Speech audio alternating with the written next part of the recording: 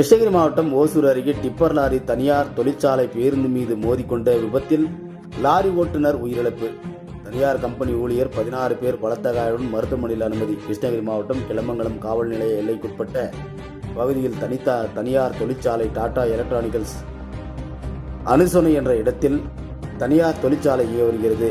இந்த தொழிற்சாலையில் சுமார் 5000க்கும் மேற்பட்ட தொழிலாளர்கள் பணிபுரிந்து வருகின்றனர். இந்த நிலையில் நேற்று நள்ளிரவு 20க்கும் மேற்பட்ட தொழிலாளர்கள் பணி முடித்து பேருந்தில் ஓசூருக்கு திரும்பும் போது ராயகோட்டை கிளமங்கலம் சாலை அனுசோனை என்னும் இடத்தில் பேருந்து சென்று கொண்டிருந்த போது எதிரே வந்த டிப்பர் லாரி கட்டுப்பாட்டை இழந்து பேருந்து மீது மோதியதில் இந்த விபத்தில் டிப்பர் லாரி ஓட்டுநர் சம்பவ இடத்திலே உயிர்ந்ததாக சொல்லப்படுகிறது.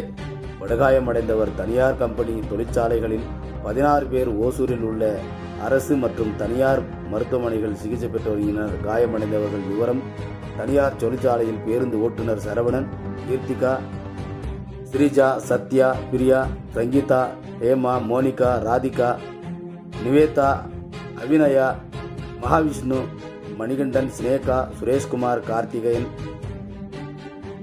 தசபிரசாத், பிரகாஷ், திவ்யா, பாரதி உள்ளிட்ட 16 பேர் காயமடைந்தனர். அனைவரும் அரசு மற்றும் தனியார் மருத்துவமனைகளில் சிகிச்சை பெற்று வருகின்றனர். இந்த நிலையில் இந்த விபத்து இருந்த தொழிலாளர்களின் உறவினர்கள் மருத்துவமனை முன்பு குவிந்ததால் பரபரப்பு ஏற்பட்டது. இது குறித்து கிளமங்கலம் போலீசார் வழக்கு பதிவு செய்து விசாரணை மேற்கொண்டு வருகின்றனர்.